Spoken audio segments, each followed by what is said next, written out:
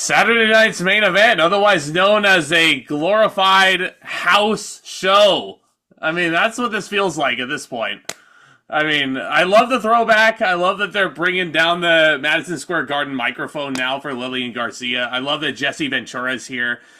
Even though you get banger matches on these shows now, Tomas, like, these feel like very, like, nothing eventful happens.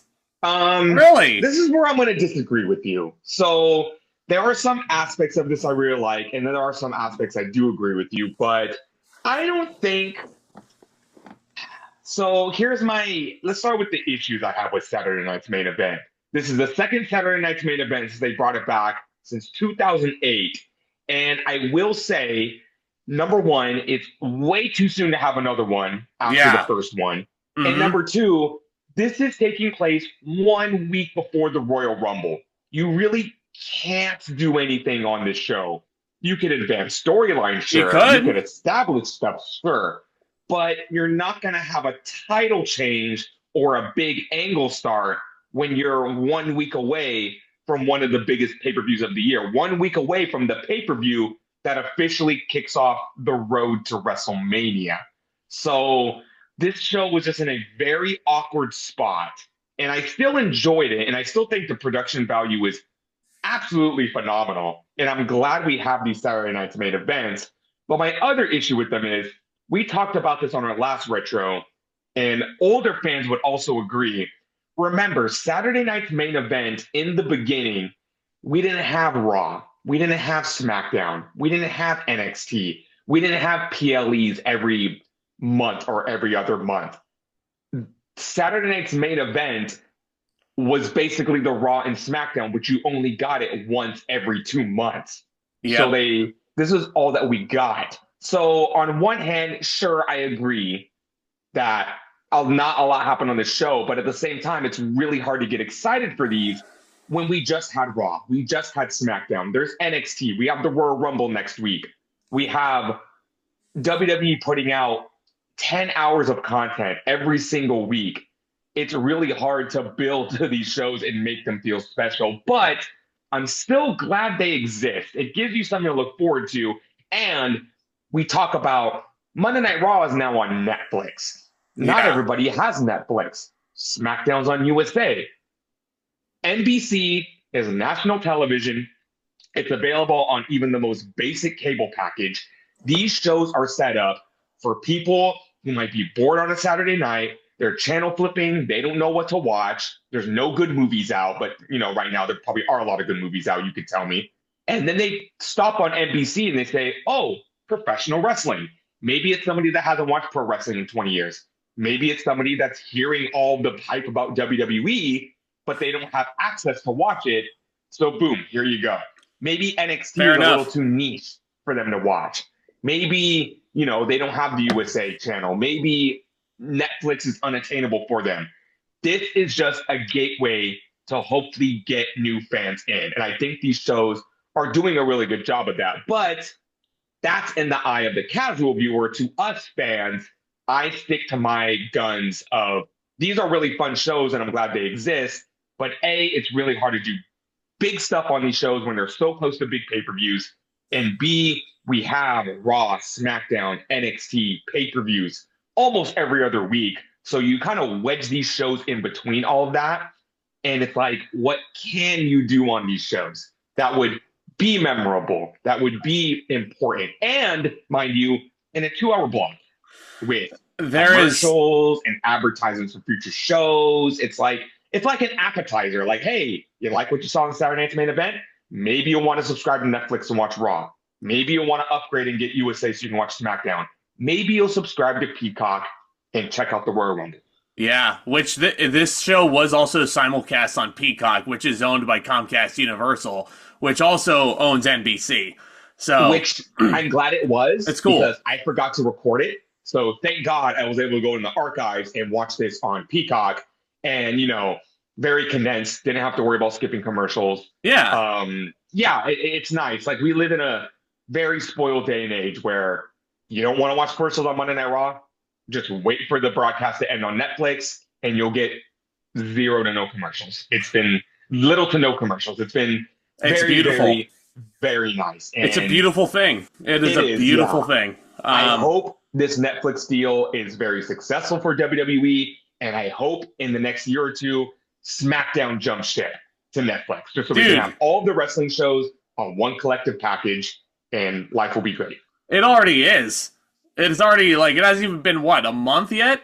And I've already seen, like, such huge praise for Raw on Netflix. But obviously, this is not a Raw podcast. This is Saturday Night's Main Event. And I'm going to actually say that this was also a good show. I think match quality-wise, it's about the same as the previous Saturday Night's Main Event. It's hard to rate TV matches sometimes because you don't get the full scope of what you saw. Yeah. Because there's commercial breaks wedged in between. Like, there were 2 in the main event, which really, really bugs the crap out of me because that was a match I was really looking forward to. I was in the building when they announced that match for Saturday Night's Main Event. And it was one of the best promos of Jey Uso's career, mind you, in my opinion. And on top of all of that, my same issue with the last Saturday Night's Main Event stays here. These matches just felt very rushed. You had 5 matches, 4 of them being championship matches, and not a lot of breathing room. I like what I saw, but if you would have given all these matches, minus the main event, I think the main event got perfect time. If you would have given all these matches 5 minutes more, you know, this could have been a PLE level. But again, this is not a PLE. This is professional wrestling on free cable television for the casual fan to check out. Again, it's like an appetizer. You like what you see here? Come check out the rest of the stuff that we have. There you go. But I don't know, I'm torn because there were some matches on this show that I like more than the last Saturday Night's Main Event. It's like WWE got the formula down and now they know what to do. And I see a lot of people complaining about there was only 45 minutes of wrestling on this 2-hour show. So on the AEW side, you complain that there's too much wrestling with no breaks in between, but WWE doesn't have enough wrestling. Correct. I don't know what you guys want. You want, oh God, honestly, my head hurts just trying to wrap my head around what wrestling fans want sometimes. People are looking for something to complain about. Yeah, but we're here to provide constructive criticism on both sides. Yeah. I don't want us to appear like tribal in any sense. No. Like, we're not like, oh, we're all so gung-ho about WWE, but we're also over here sucking Tony Khan's dick or anything. No, we're not doing that. We're reviewing a WWE show and I'm wearing a Jon Moxley shirt, even though Jon Moxley is one of the most boring acts on TV right now. Like, I'll be the first to admit that. But you ever see that scene in Courage the Cowardly Dog where Muriel turns into a baby and she wants mac and cheese? And every time Courage brings her a plate, it's too much cheese and not enough macaroni, too much macaroni, more cheese, all this. And then finally she gets the perfect plate, throws it in his face and says, I hate macaroni and cheese. That's professional wrestling fans in a nutshell. They want everything, you give them everything, and they're still not happy. The only fan base more toxic than this is the Star Wars fan base. Oh. And I will take that to my grave. But I saw a meme once, and it was a cover of a book, and it said, Star Wars, create your own adventure with over 1,600,500,266 endings, written by the greatest author in Star Wars history, you! That's not the exact number either. It was an astronomical number. It's like wrestling fantasy booking, like just everywhere. You have all these different scenarios that you could get. But I mean, you know, they do have one for pro wrestling, actually. It's called a blank notepad. There, write your own storylines, create your own fed. See how that works out for you. It's called Total Extreme Wrestling or Extreme Warfare Revenge. You can do it on your own PC. But anyway, wrestling show. Play The Sims, goddammit. So, this show in San Antonio, Texas, which is a very storied wrestling town. Good wrestling overall, but again, like as we go through these matches, especially this opener, you're gonna see like a common theme. Feels so rushed. It feels so rushed, man. And again, for like a third review in a row, these matches will be graded on a curve because, you know, there's commercial breaks, and it just felt like they were trying to get all their stuff in, make it exciting. And that's one thing I will give these matches. They were fast and furious, and none of these matches were boring, which is nice. No. Which, considering who's in this opener, I was very happy that this match was not boring. Yes, here we have for the Women's World Championship, our new champion, Rhea Ripley, defending against SmackDown's Nia Jax. Jesus fucking Christ. Jesus fucking Christ. I've been waiting for this. I've been waiting for this. So you have this goddamn transfer window. We've had some official jumps, like, for example, Damian Priest, The Miz, and the Wyatt Six are officially on SmackDown. Meanwhile, Bayley is officially on Raw. Bayley is officially on Raw, but then Nia Jax just comes out and attacks Rhea Ripley. You have SmackDown, where Liv Morgan and Raquel Rodriguez just show up for a 6-woman tag. Have some fucking consistency. If you're going to have this goddamn transfer window, it needs to be the people that are jumping show to show are going to fucking stay there. I thought this was going to be like the superstar shakeup. You know, oh, Roman Reigns showed up on SmackDown. He's officially on SmackDown. But I'm sorry, it bears repeating. I don't care if it's Triple H. This is lazy booking. It's very lazy booking. Yeah, no, I think the transfer window still has some potential so that you don't have a fucking draft after WrestleMania this year again where it's like, oh, Cody Rhodes has been drafted from SmackDown to SmackDown, because that just sounds stupid. You know, or, like, look at this inconsistency. And I know we were there for this. Before Bayley was officially on Raw, she was on Raw just because it was in San Jose. Yep. You go to SmackDown, it's in San Diego, and Rey Mysterio is just randomly there. You know how you fix this? You swap the shows. Dude. Oh, Rey Mysterio's on Raw? Let's run Raw in San Diego. Oh, Bayley's from San Jose? Run SmackDown in San Jose. What? Well, then I wouldn't have gotten Penta's debut, and I wouldn't have gotten to see that live. No, let me just say this, too, because I totally agree with you. Nia Jax should not have gotten this match at all, because this does not make a damn lick of sense. I think this is just something for Rhea Ripley to do, like, just to kill time for her in the build to whatever her Mania match is going to be. And you know what else? I wouldn't be opposed to Nia Jax going to Raw. If this was her official move to Raw, sure. Fine. Yeah, but why not? It's like, it's WWE trying to have their cake and eat it too, and you can't fucking do that. Because Nia Jax also, SmackDown is a 3-hour show now. You have to beef up that roster, because I actually missed the first couple episodes of SmackDown when it moved to this format. I watched it this past Friday. I was very bored. It felt very drawn out. It felt like they don't have enough wrestlers on the SmackDown roster for a 3-hour show. Correct. So beef up the fucking roster. Might as well. And that's why you on Raw, they actually condensed it down by a half hour, and it's perfect. Yeah. I love Raw. For the first time in my 23 years of being a pro wrestling fan, I actually prefer Raw over SmackDown. First time ever. Wow. Every single year, regardless of what it was. When the brand split was intact, I always preferred SmackDown over Raw. But Raw finally got it, and they made SmackDown worse by making it 3 hours. Dude, I'm with you, man. Raw is a better show right now. Not because Nia Jax is on it. Let me make that perfectly clear. And I was in the building when Nia Jax first challenged Rhea Ripley, and Rhea Ripley was out there cutting a promo, and I'm sitting there like, did I miss something on my ticket? Because this is not SmackDown. And everybody around me was laughing their ass off. And then she looks at Bayley sitting in the front row, and Nia Jax says something along the lines of, what are you even doing here? And I'm like, I could ask you the fucking same thing, SmackDown. Stay on your show. Stay on your fucking show. We know this is not a new thing. This has been going on since even the days of the regular brand split. But, you know, it's same with Vince's booking is bleeding over into Triple H's booking. Don't insult my intelligence by just bringing out a SmackDown person with no like rhyme or reason. It's ridiculous. If everybody can be on both shows, then you know what? I have no reason to watch SmackDown. If I can watch Nia Jax or Bayley or Kevin Owens on Raw, why the fuck should I watch SmackDown? And vice versa. Anywho, oddly this enough, is the Women's World Championship match. Go on. This match was actually pretty good. It was. I know everybody is totally disagreeing with me on like my thoughts on the Elimination Chamber main event last year with these two. The only reason why that match was good is because Rhea Ripley was in it. And I'm still standing by that. I still think Nia Jax sucks, but you know, it's neither here nor there.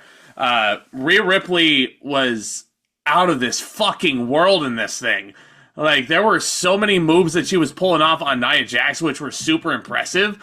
Again, I'm sorry, man. I'm going to disagree with you. I think Nia Jax has become a very good wrestler, and I actually have no reason to dislike her now. I'm sorry. If she's putting on the body of work that she is, you know what, man? Yeah, what she did in the past is what she did in the past, but yeah, she has been consistent since she returned. Not always, mind you. Survivor Series, that was a fucking train wreck. But I can't just, I can't brush over that now. Yeah, now, Nia Jax was a shitty person in real life and was like, I don't know, kicking puppies and shoving kids down flights of stairs. I don't know, something crazy like that. Then sure, yeah, this wouldn't justify it, but she's a good wrestler. I can't knock that, and I can't really say anything else about that. She's good, and this match was very good. How often do you get a lady hoss fight? This was one of those. And you're right, Rhea Ripley showed off tremendous strength right in the beginning, and these two pulled out all the stops for this match. It's also because Rhea Ripley is the most over woman in the company, and like nobody is even close to her superstardom right now. I think that's also part of it, is the result was never in any doubt for me, because Rhea Ripley just regained the championship a few weeks ago. There was no shot Nia Jax was taking it. No shot. Considering she's not defending the title at the Rumble, so they need, because if you didn't do it here, then she probably wouldn't defend it as a chamber, and everyone would be bitching that Rhea Ripley hadn't defended the title in 2 months. Right. Yeah, but as a matter just of like fact, just neither like women's championship is being defended at the Rumble. No, just because you have 30 women in the ring vying for either women's title. Nia Jax takes a code red from Rhea Ripley, which I never thought I would see in my life. Holy shit. Like, again, even though I'm not the biggest Nia Jax fan, I'm willing to give her credit. If she has a good match, she has a good match, and this was one of them. Do I still think she's a great wrestler? Nah, not really. It's, again, I'm going to give her credit, man. She still hasn't hurt anybody since she's returned. But once she does, I think it's been long enough that that's not even a factor anymore. I still don't trust it. I don't trust it, man. But okay, if you don't trust her, then you don't trust Ridge Holland either. No. If it walks like a duck and talks like a duck and it quacks, I'm just saying she's been consistent enough, and I don't know, man. What's being shown right in front of me. So yeah, I think she's gotten very good. She was also kind of a stupid heel in this match because she hits the bonsai drop and doesn't even go for a pin. Annihilator. I don't get it. The bonsai drop is a devastating finishing maneuver. Her name is Nia, so she's annihilating her opponent. What? And you say she's been dumb heel. She's been a dumb heel ever since she won the championship. Yeah. How many times did Tiffany Stratton fool her and still fooled her in the end to cash in? Yeah, dude. They cashed in right before the cash-in tease was going to get annoying.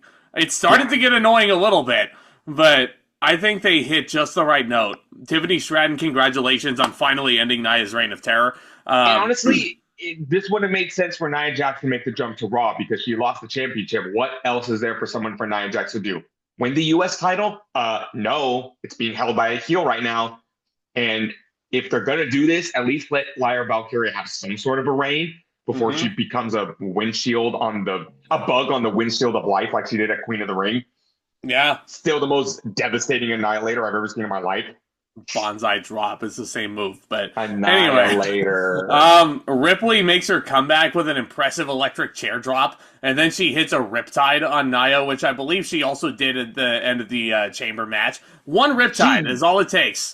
And she made that look so easy and effortless. The strength of Rhea Ripley is out of this world. Again, and the minute you said that, it just made me realize, why did it take 3 riptides to put away Liv Morgan, but only 1 to take out Nia Jax? Liv Morgan greater than Nia Jax? Probably. Don't kick out of finishers is the moral of the story.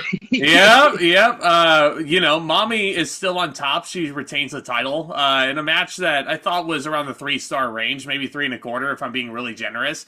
I'll give it a solid 3. I think they weren't given enough time, but with what they were given, they made the most out of it, and the crowd was really into it, and it was a really fun match.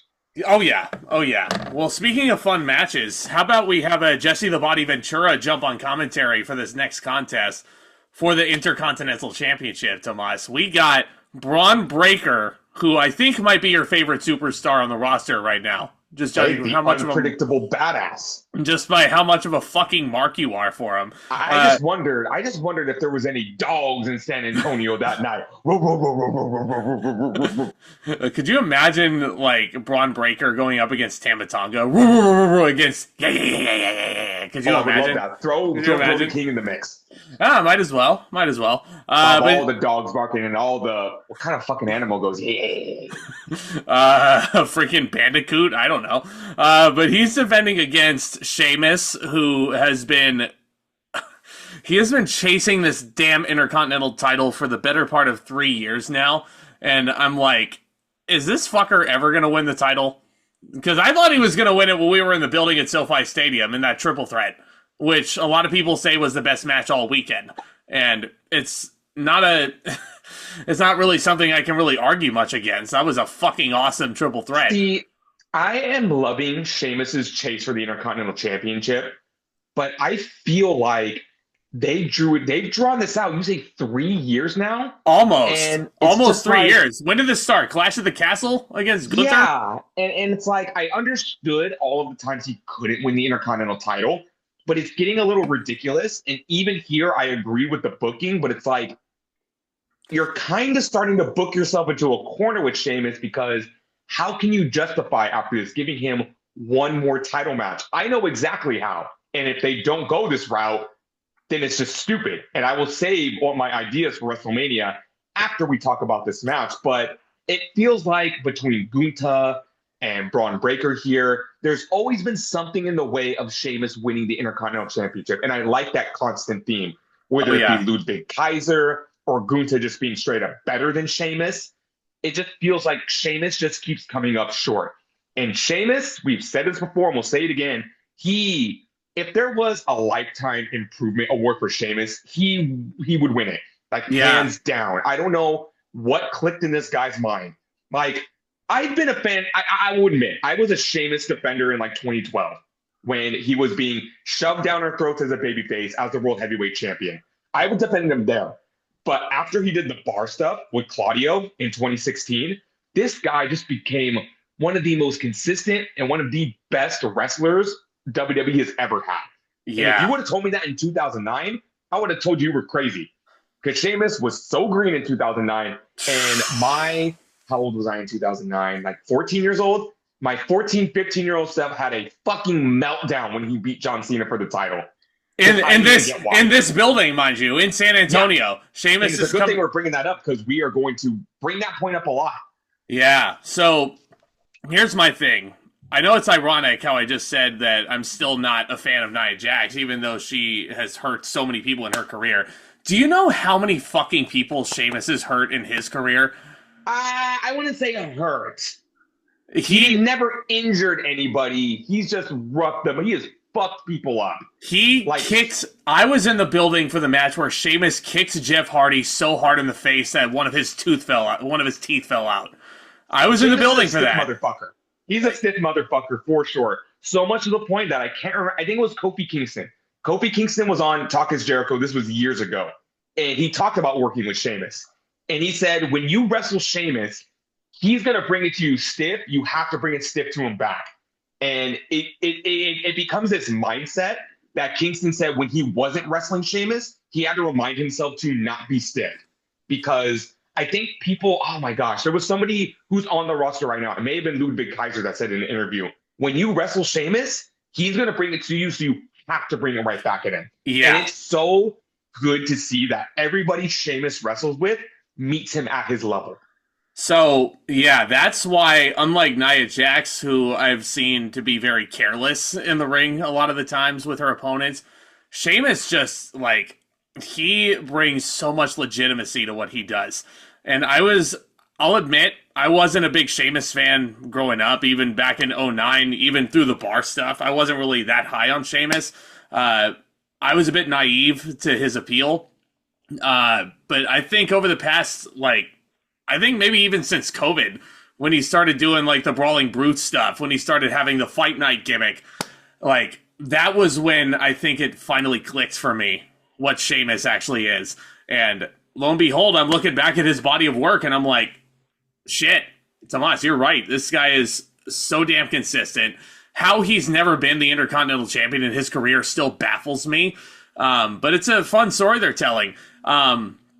So Jesse the Body Ventura was on commentary, like I said, and let me just commend him first real quick, because he was heavily rooting for Sheamus, which sounds odd, because Jesse the Body Ventura is one of the most famous heel commentators of all time, and Sheamus is a babyface, and a very over babyface at that.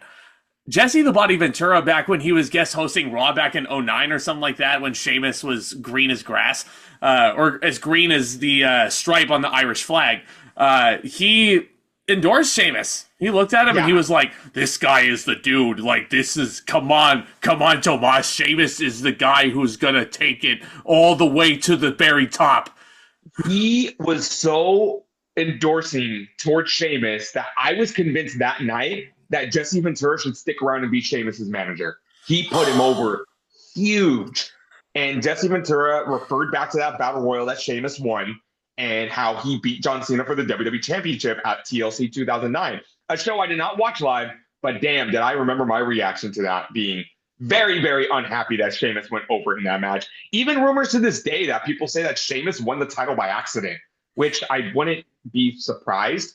But if he won the title by accident, then the very next night on Raw, they would have just had a rematch and put the title back on. Yeah, he held the title for a couple months, didn't he? Yeah. So obviously Sheamus was a Vince guy, but I think he was a Vince guy at the wrong time. Like now, I would love to see Sheamus win the World Championship, but the Intercontinental Championship should be Sheamus's top prize. And with that being said, this was a hard-hitting match. Like, dude, Braun Breaker is stiff in his own right, but his speed is scary. It is so terrifying how fast he hits those ropes and hits Sheamus with the clothesline. And I've been dying to talk about this spot because this was spot of the night. They are wrestling on the outside. Sheamus gets on top of the steel steps to go for a flying nothing. And Braun Breaker launches himself like a missile and knocks the fucking wind out of Sheamus. Yeah. Wow. I'm convinced that half of that wasn't even selling. I think Braun legitimately knocked the wind out of this guy. Sheamus did say afterward that is the hardest spear he's ever taken in his career. Harder than Edge, harder than Roman Reigns, he never wrestled Goldberg, did he? No. No, yeah. But, oh man, that's putting Braun... spear in the business. That's why I think Goldberg's final match should be against Braun Breaker.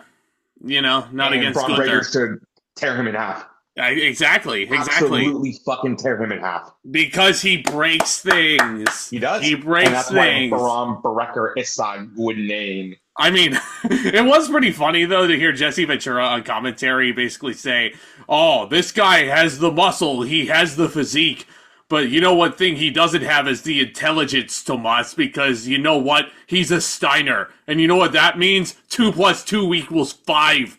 It was good, yeah. Ventura was roasting the hell out of Breaker during this match.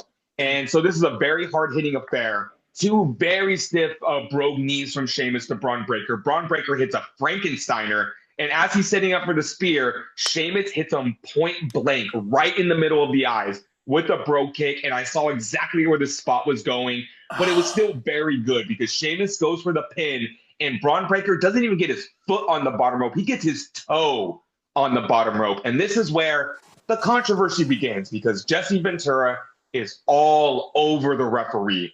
He always is. The referee can't break the count when he's coming down for it. He needs to see the foot beforehand. But this has been the case with every single rope break, like in history. It doesn't matter if the ref is coming down. As long as he sees the foot on the rope, that breaks the count automatically. And I know Ventura was heavily behind Sheamus on this, but the referee did his job perfectly. But I did like the booking of this match because it did give Sheamus a reason to I had you beat. And if you didn't get your bottom foot on, not bottom foot, on the rope, I would have beat the Breaker. And that's why I like this booking of there's always something in the way. It's not that Sheamus can't win. There's always something in the way of him winning that title. Yeah, I mean, Sheamus was throwing everything he had at this guy. I mean, like, he hit him with the bro kick, like you said. He also hit him with the Razor's Edge, which for some reason Michael Cole called a Celtic Cross, even though it's clearly a Razor's Edge. Braun Breaker Braun Breaker was throwing everything he had at Sheamus as well. Gorilla Press Slam and that awesome-ass Frankensteiner. But yeah, bro kick by Sheamus, and then Braun Breaker gets his right rope on the bottom foot, and then, Jesse Ventura is sitting there complaining to the referee, and they get back up, they get back to their business, there's a brief little exchange, Braun Breaker hits one more spear and retains the title. And this is where I kind of have to draw a line here. This is where I was like, okay, if you want to make Saturday night's main event feel important, this was the perfect opportunity to do that. Because I was not convinced Jey Uso was going to win the World Heavyweight title in the main event. No way.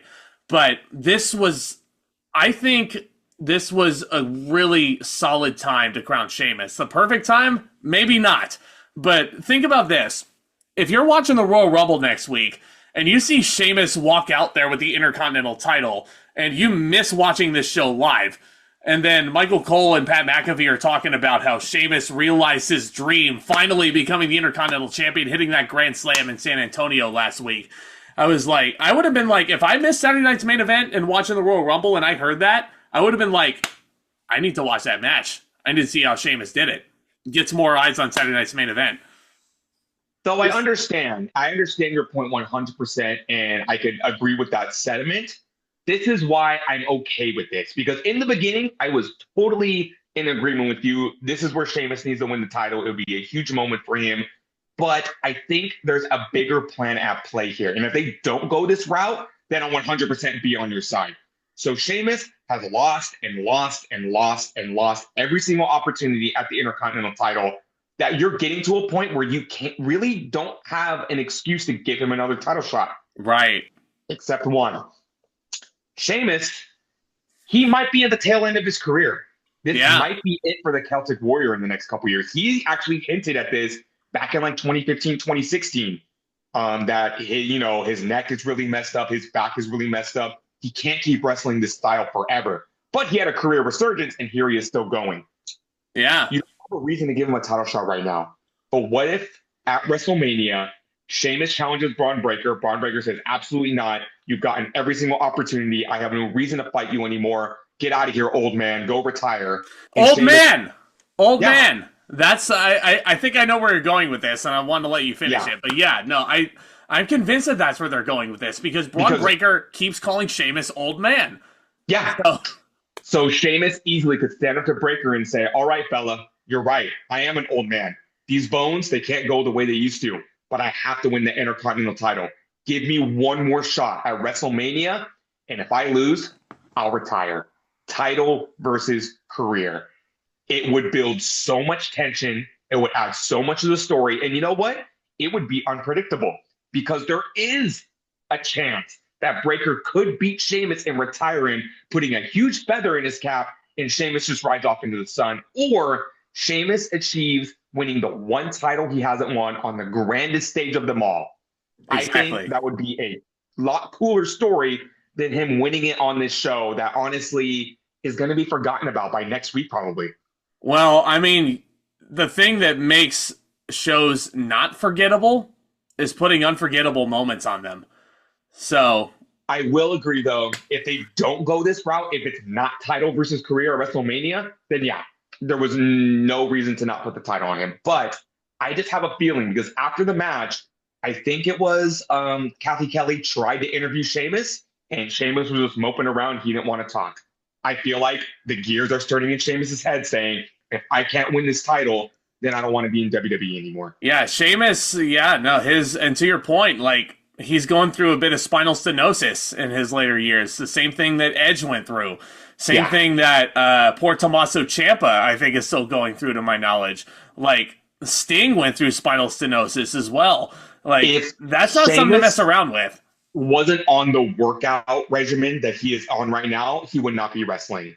Yeah. I am going to plug Sheamus's channel, Celtic Warrior Workout. It's one of the most entertaining workout channels you're ever going to see. He always has a guest star.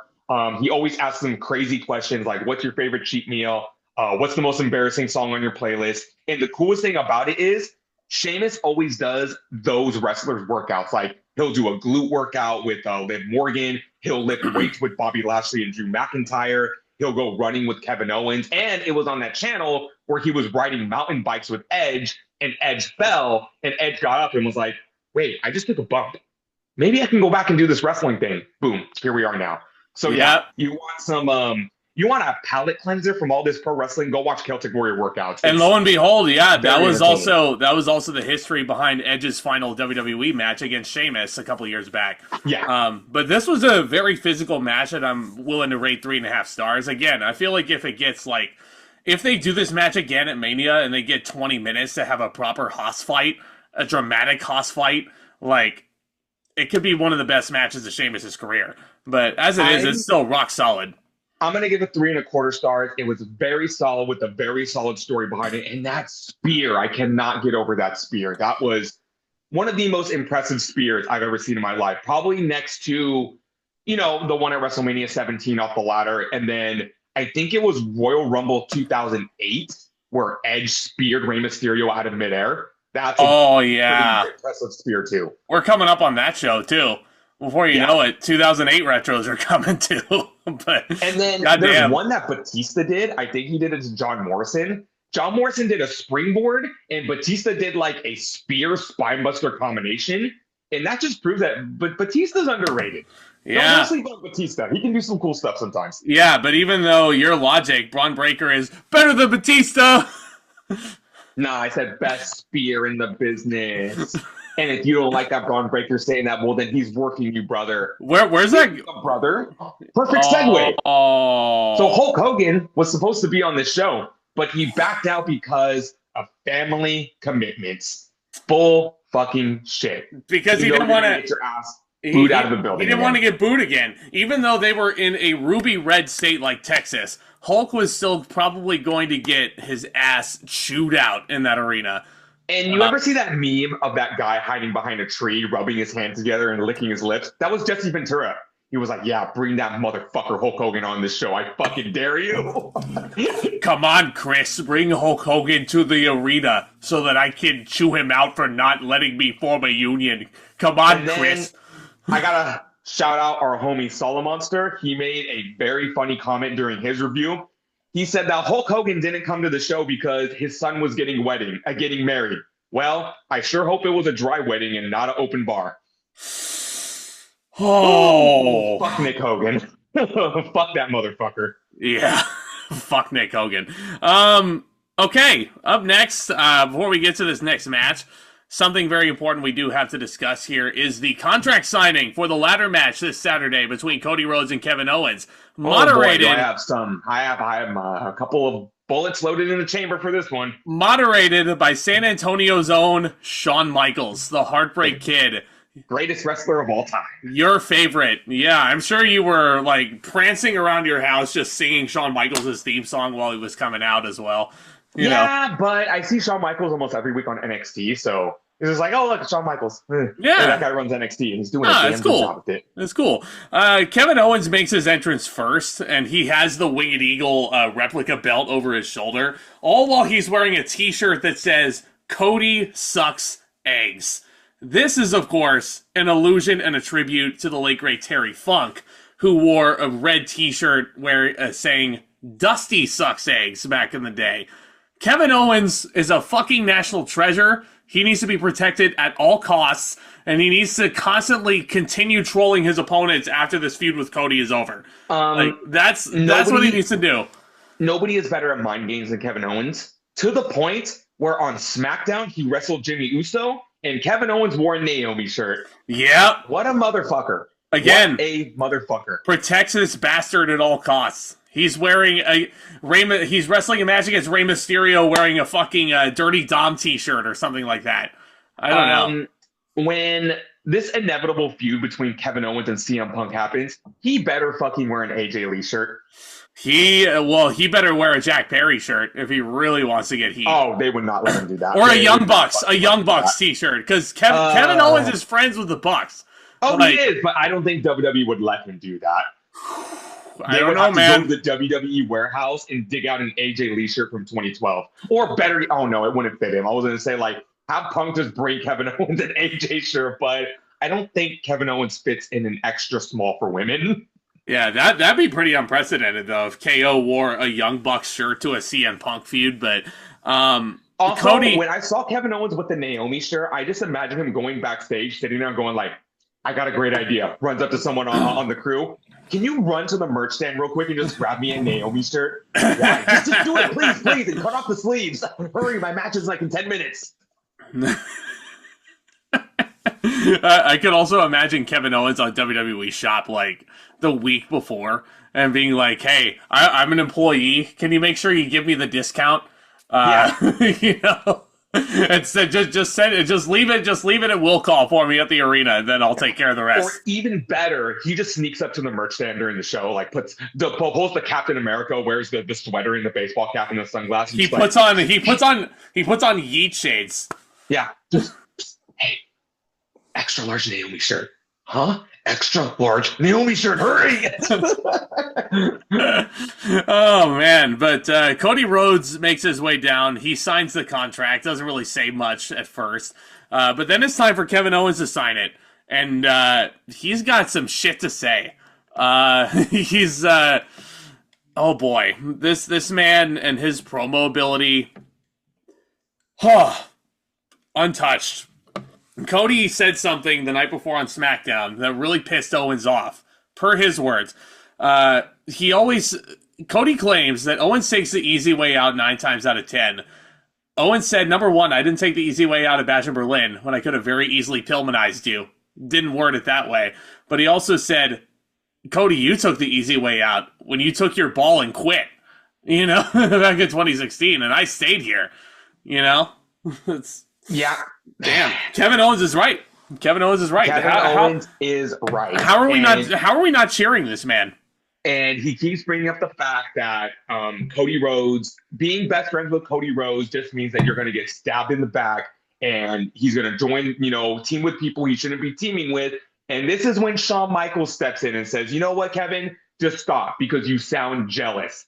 And this pisses Owens off. Because Owens grabs the mic and says, oh, would you say that I'm jealous? No, I think you're jealous because this is the closest you're ever going to get to this championship ever again. I'm making it more prestigious than you ever did. Yeah. And there was the same Winged Eagle title that Shawn Michaels held right before he broke his back and had to take a 5-year hiatus from the business. I love the callbacks. I love the consistency. I love the attention to detail of history. I love this shit so much. But you know what I did not love? This confrontation where, first of all, Kevin Owens smacks off Shawn Michaels' hat.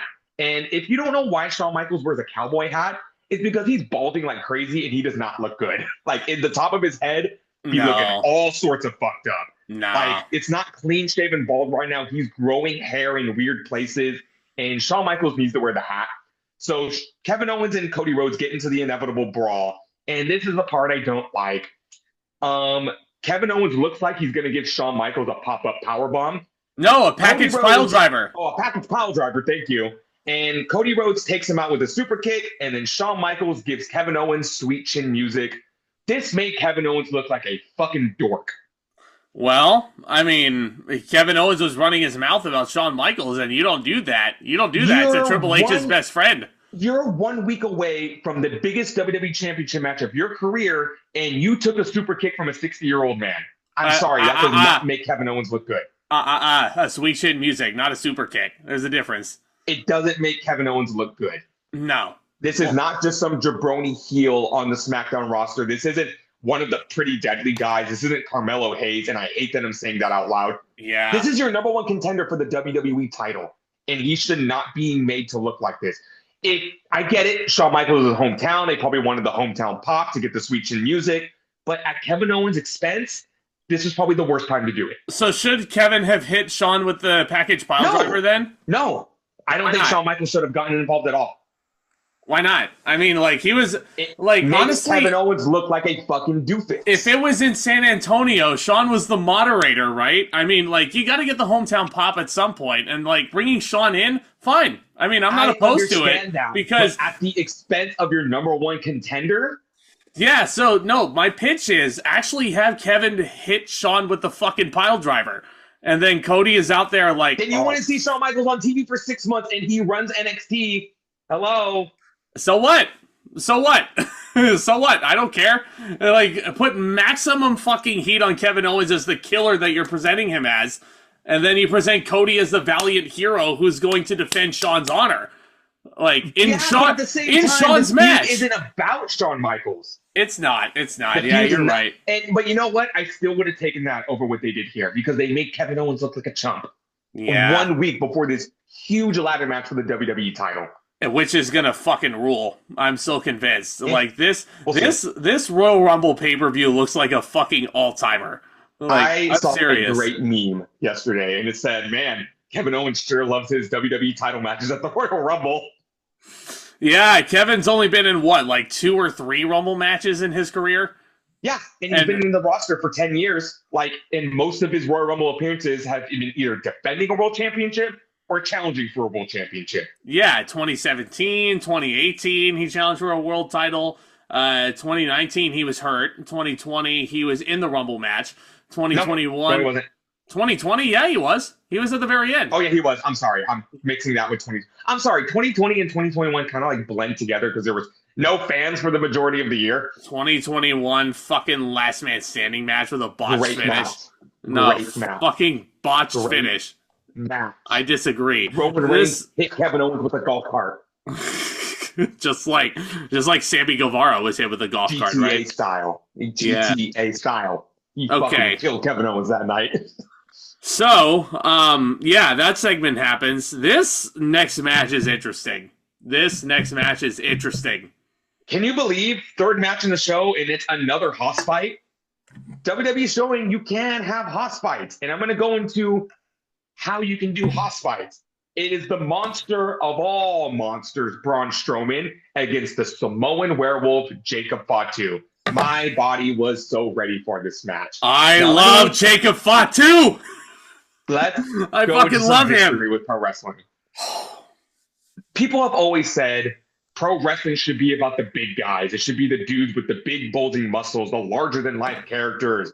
Forget all those vanilla midgets. You can take your Adam Coles and your Bryan Danielsons and your Johnny Garganos. There's always like been this divided community of wrestling fans. The ones that like the smaller indie guys and probably the Vince McMahon empathizers that like, you know, the big beefy dudes. We're not saying you can't have big, beefy, larger than life dudes in pro wrestling. That's what the foundation of pro wrestling was built off of. We never said we didn't want that. What we don't want is nothing against the Big Show, but like the Big Show versus the Great Khali fumbling around the ring, hitting each other with weak ass punches and botched kicks and weak power slams. Like, that's boring. We want to see stuff like this. We love seeing two big dudes beat the absolute dog shit out of each other.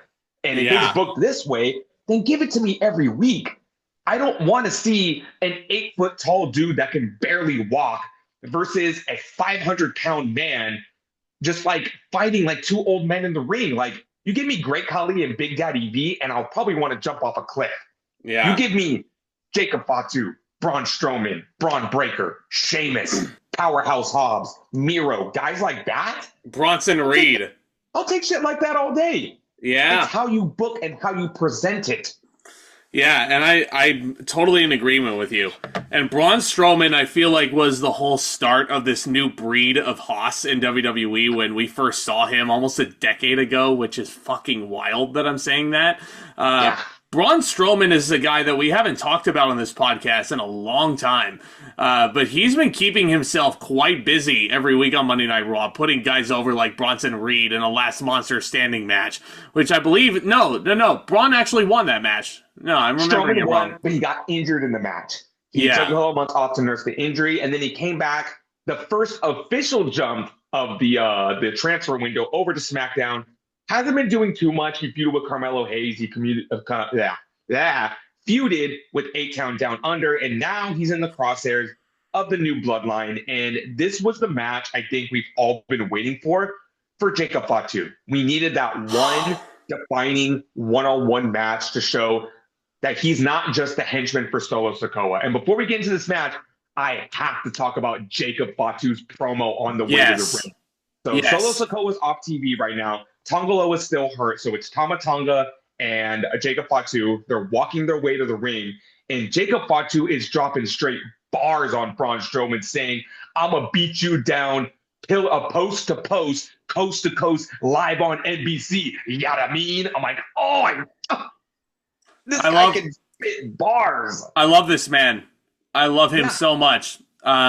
This guy, I'm so proud of him because we were there. We were there for that tag match that he was in. Him and fucking Starboy Charlie against John Morrison and Aaron Solo, of all people. And everybody, as he was walking out, I see this absolute unit walk out next to me because I'm sitting right by the entrance. And everybody's throwing up the bloodline, like, fingers. And, like, I'm looking around, I'm like, is this just a joke because he's Samoan? Am I supposed to throw fingers and, like, just go along with this? You know, but this guy impressed me so much that night. He's making the Bay Area so proud right now, man. He is. And again, my favorite part of that promo was he was using Bay Area slang. How many wrestlers you know on WWE use Bay Area slang? I love Jacob Fatu. Love him so much. Yeah. And this is just the beginning with him. He's a stud. He's a stud. Burn it, though. He's a fucking stud. When this man wins the world championship, it's gonna be a moment in history. I'll cry when Jacob Fatu wins the big one. I don't care. I don't care.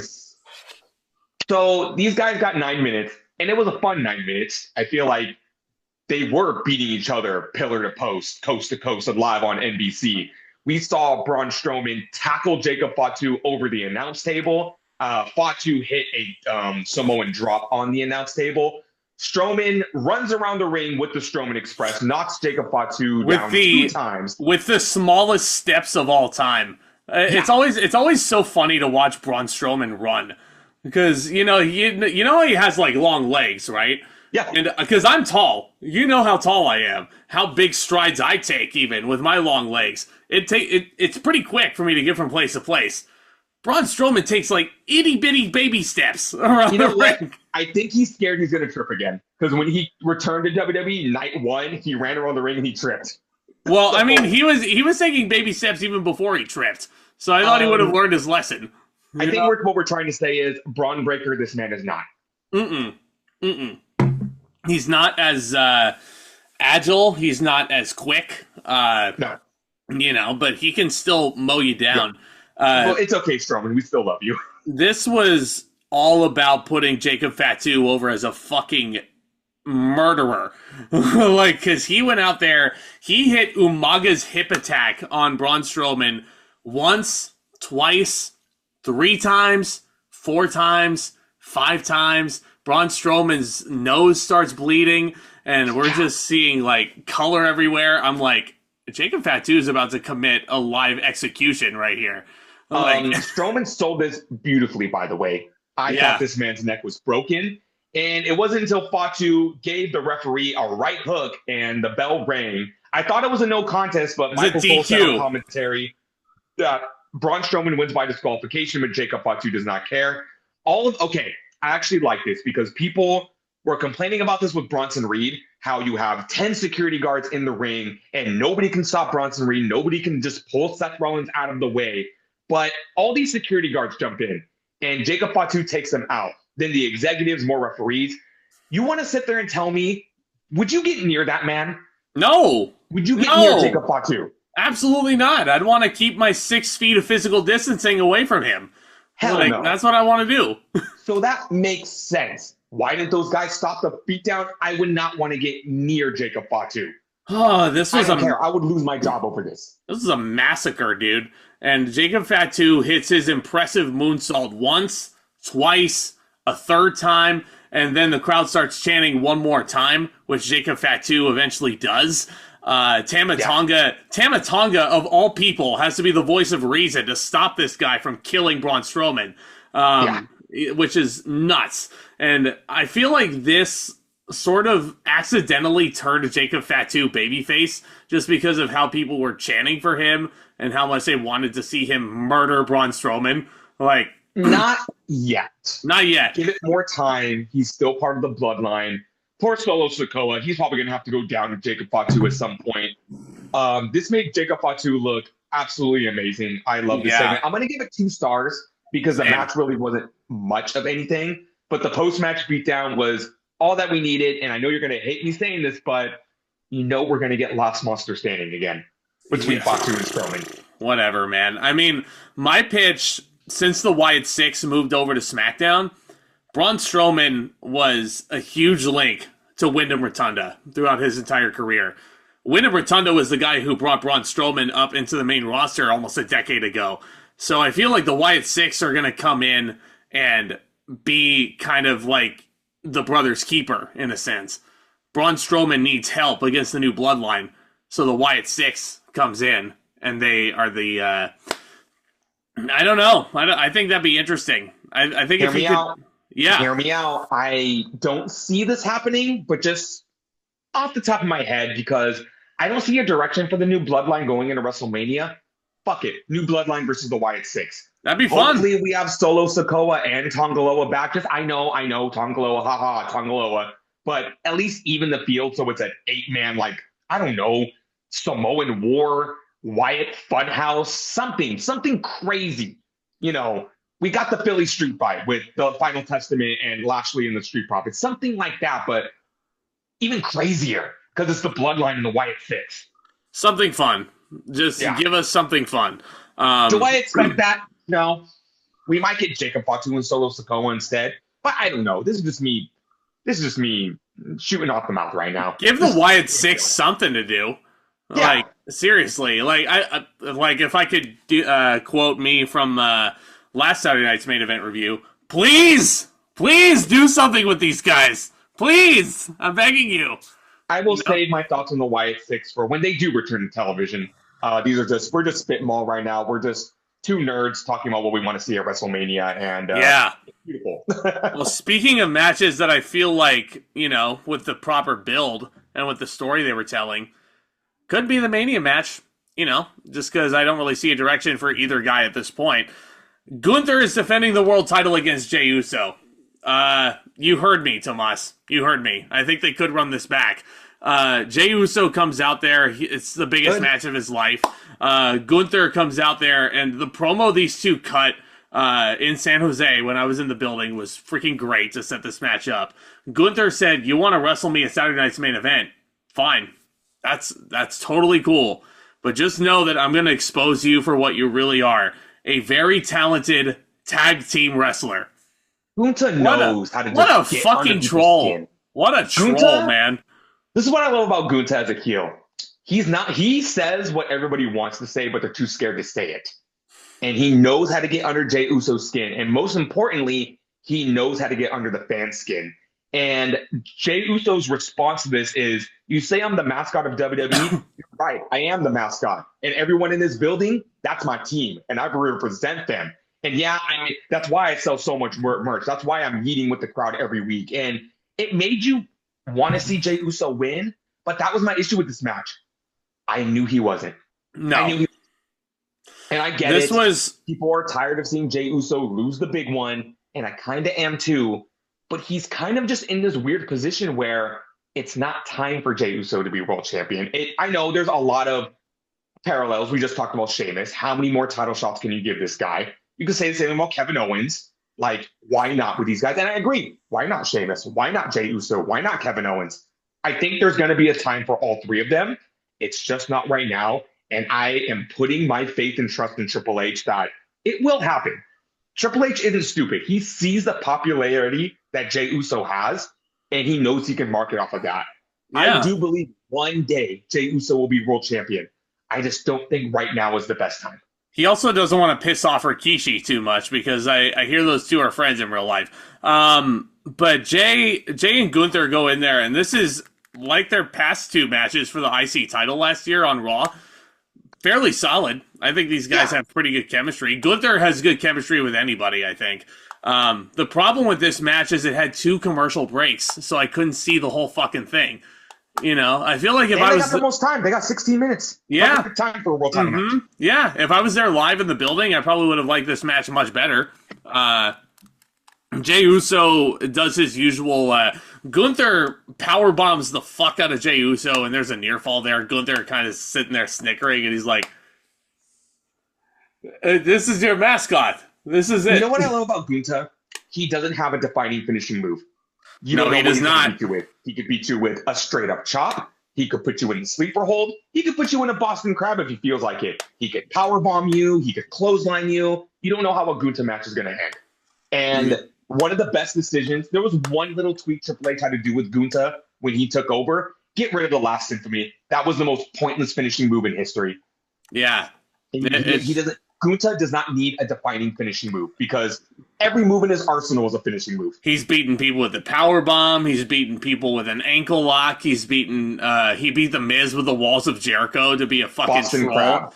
It was a troll move Boston because Crab. the Miz was looking to tie the IC title record last year or the year Who gives a before, fuck whatever it about was. Chris Jericho? It was a Boston Crab. It was the Walls of Jericho, though. Boston Crab. There was a fucking close ass near fall, a couple of them for Jey, after he hit Gunther with his cousin Roman's spear.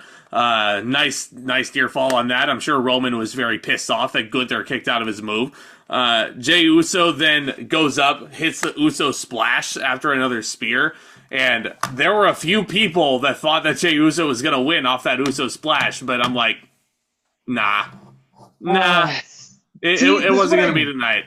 This is what I really liked about this match. Even though you knew Jey wasn't going to win, the near falls were really good. And he gave Gunther a run for his money. And I think that was what this match needed to accomplish. He did. I'm not saying I agree. I just understand why fans are getting frustrated that this is what the 6th world title shot Jey Uso's got and he still hasn't won.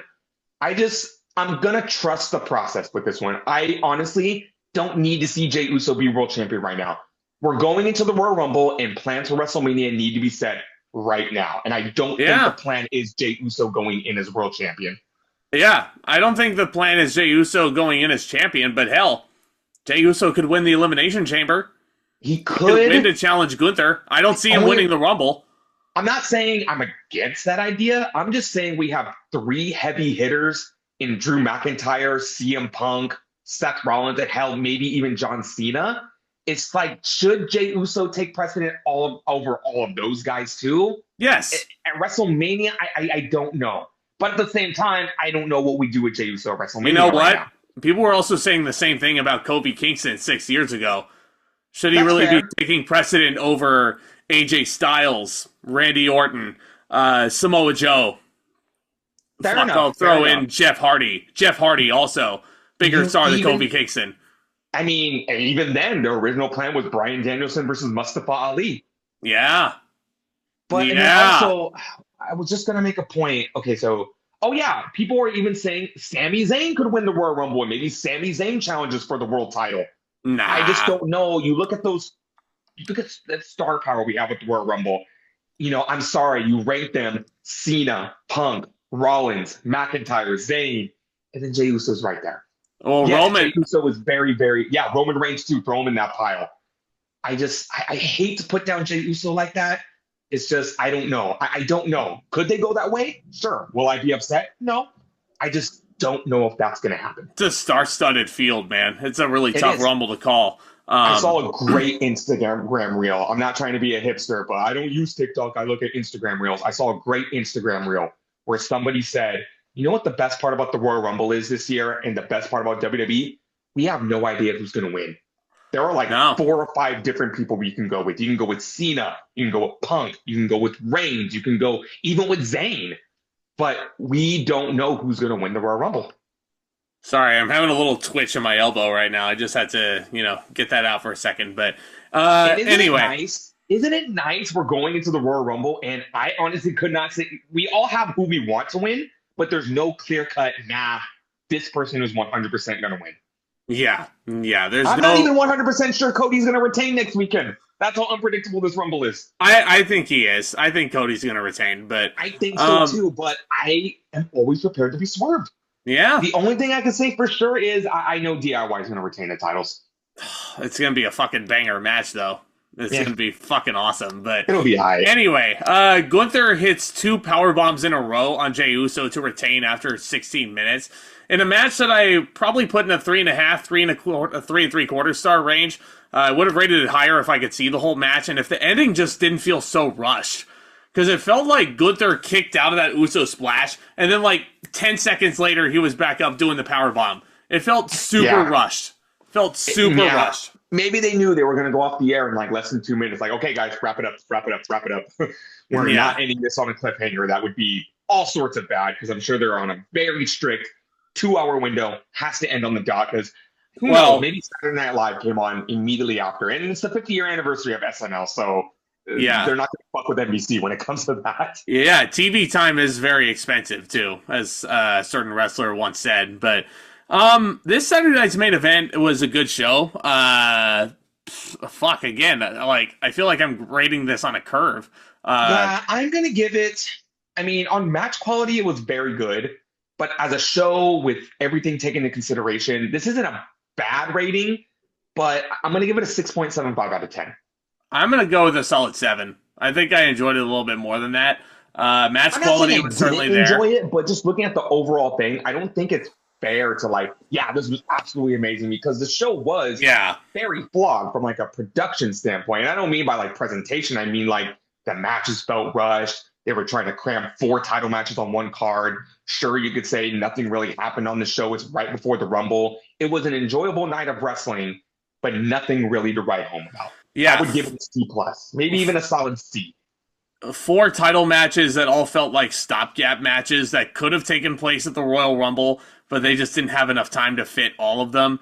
Like, that was another thing about the Gunther Jey match. It felt like a stopgap for Gunther on his road to WrestleMania, whoever he's defending the title against.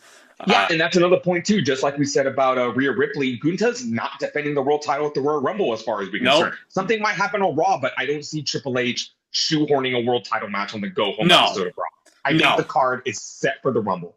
In 4 matches, that's fine. We have 2 matches that are probably going to go an hour. So... And we're gonna enjoy the fuck out of it. We're gonna enjoy the fuck out of talking about it with all of you. Hit that subscribe button if you're new. Tap that thumbs up as well. Royal Rumble, like we said, is coming up on Saturday. We can't wait to discuss it. And John Cena winning the Royal Rumble inevitably for the 3rd time. No. I'm so confident that Cena's gonna win, but I'm gonna look like such an idiot next weekend. But anyway, we also have our retros that we have to discuss. Vengeance 06 is on the horizon. Great American Bash and their elevated liver enzymes is also coming up. And we have a track to get back to where we were on schedule. Given that the holidays are happening, I moved into my new pad. We got a plan. So we can't wait. A lot of content coming the way. You know, we talk about the Rumble. Elimination Chamber is coming up in Toronto. Right. And we'll pay our buddies in AEW a visit, I guess, for Revolution. And we said we weren't going to be tribal. No, but when shit sucks. Yeah. Well, commence that back talk, my friends. Talk to you guys soon.